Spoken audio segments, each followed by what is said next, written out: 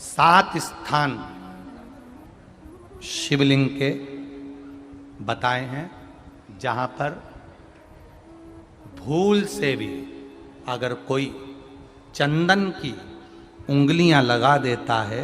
7 स्थान ऐसे हैं जहां चंदन की मात्र उंगलियां लगा देने से ही शिव पितृलोक के पितरों को मुक्ति प्रदान करके वैकुंठ लोक का निवास दे देते हैं। 7 स्थान।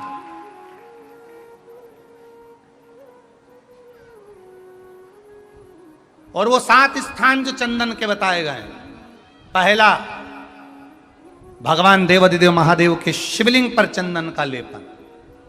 समझ लेना जरा बहुत अच्छे से।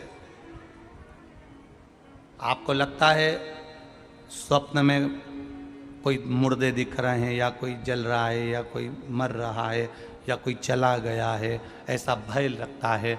बच्चों को मानी भेजूंगी ऐसा हो जाएगा, पति को मानी भेजूंगी ऐसा हो जाएगा, कोई हमारे कोई गलत तो नहीं कर रहा है, आपको लगता है। 7 स्थान चंदन के बताएं महाराज। पहला शिवलिंग, दूसरा जहां गणेश जी का स्थान है, मालूम है ना सबको? जम के बोलो जरा, मालूम है ना सबको? जहां गणेश जी का स्थान है वहां अलग से गणेश जी बैठे, वहां नहीं। शिवलिंग में जलाधारी के ठीक सामने राइट में गणेश, लेफ्ट में कार्तिकेय, बीच में अशोक सुंदरी। तो पहला चंदन बाबा के शिवलिंग पर, दूसरा गणेश जी पर चंदन की उंगली, तीसरा षडानंद कार्तिकेय पर चंदन की उंगली, चौथा अशोक सुंदरी पर चंदन की उंगली, पांचवा जलाधारी पर चंदन की उंगली, छठा जो शिवलिंग का जल बह रहा है इसके ठीक विपरीत की ओर चंदन की उंगली, और सातवां चंदन नंदी के मस्तक के ऊपर जो 2 सींग लगे रहते हैं उस पर चंदन की उंगली।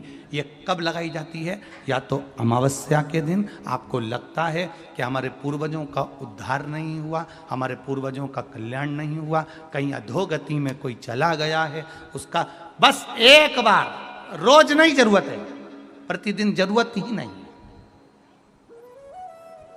महीने में एक बार अगर अमावस्या के दिन भी आपने चंदन के थोड़ा सा चंदन अगर मेरे देवाधिदेव महादेव को 7 स्थान पर समर्पित किया है। अशोक यहाँ पर वर्णन कर रही है, मैना, धन्या और कला की कथा कह रही है।